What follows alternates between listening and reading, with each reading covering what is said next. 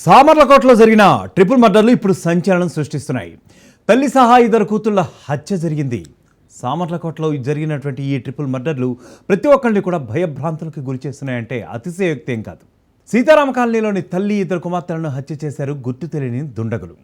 వారందరూ కూడా తమ ముగ్గురు తలపై కొట్టి చంపేసినట్లుగా తెలుపుతున్నారు ఇప్పుడు పోలీసులు.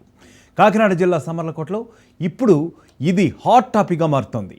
పట్టణంలోని సీతారామ కాలనీలో నివాసం ఉండే ఈ తల్లి కూతుళ్లను దుండగులు అత్యంత దారుణంగా హత్య చేశారు. మృతులను ములపత్తి మాధురి, అంటే ఆమెకు 30 సంవత్సరాలు ఉన్నట్లుగా కూడా తెలుస్తుంది. అలాగే ఆమె కుమార్తెలు ఇద్దరు కూడా చిన్నపిల్లలు. యాక్చువల్గా 5 సంవత్సరాల వయసు గల పుష్పకుమారి, అలాగే 4 సంవత్సరాల వయసున్న జెస్సిలోనగా గుర్తించారు పోలీసులు. అయితే మాధురి భర్త ప్రసాద్ అన్నట్లుగా తెలుస్తుంది. అతను బొలెరో వాహనానికి డ్రైవర్గా గత కొద్ది కాలంగా అక్కడే పనిచేస్తున్నాడట. అయితే ఎప్పుడైతే ఈ హత్య జరిగిందో ఆ రోజు అతను ఇంట్లో లేడట. అతను రాత్రి డ్యూటీకి వెళ్ళి ఉదయం వచ్చేసరికి ఇంకా తలుపులు వేసే ఉన్నాయి. దీంతో చుట్టుపక్కల వారి సాయంతో తాళాలు పగలగొట్టి మరీ ఇంట్లోకి వెళ్ళగా రక్తపు మడుగులో తల్లి కూతుళ్ళు కనిపించారట. తలపై సుత్తితో బలంగా కొట్టి ఎవరో హత్య చేసినట్లుగా తెలుస్తోంది. అయితే వారి యొక్క పాదం, అంటే శరీరం కింది భాగం దగ్గర కూడా బ్లేడుతో కోసిన ఆనవాళ్లు కూడా కనిపిస్తున్నాయి. అంటే ముఖ్యంగా పాదాలు, ఈ ప్రాంతాలన్నీ కూడా. దీంతో సమాచారం అందుకున్న పోలీసులు హుటాహుటిన ఘటనా స్థలానికి చేరుకుని మొత్తం పరిశీలించారు, క్లూస్ టీంని రప్పించారు.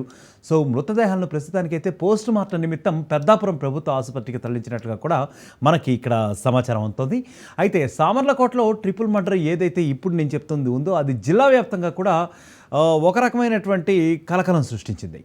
అయితే కాకినాడ ఎస్పీ బిందు మాధవ్ కూడా పరిశీలించడం జరిగింది. ఈ హత్యలపై పూర్తి స్థాయిలో విచారణ జరుపుతున్నామని చెప్పి ఆయనైతే చెప్పడం జరిగింది. త్వరలోనే దోషులను అరెస్ట్ చేస్తామని చెప్పారు. సో మొత్తానికి ఇప్పటివరకు ఉన్నటువంటి ఈ ట్రిపుల్ మర్డర్ మిస్టరీ ఇంకా వీడలేదని చెప్పాలి. ఎందుకంటే అది నిన్ననే జరిగింది కాబట్టి. సో దీనిపై మరింత లోతుగా దర్యాప్తు చేస్తున్నామని, ఎట్టి పరిస్థితుల్లో కూడా నిందితులని వదిలిపెట్టమని చెప్పి కూడా ప్రస్తుతం ఎస్పీ బిందు మాధవ్ అయితే పేర్కొనడం జరిగింది, ముఖ్యంగా మన మీడియాతో.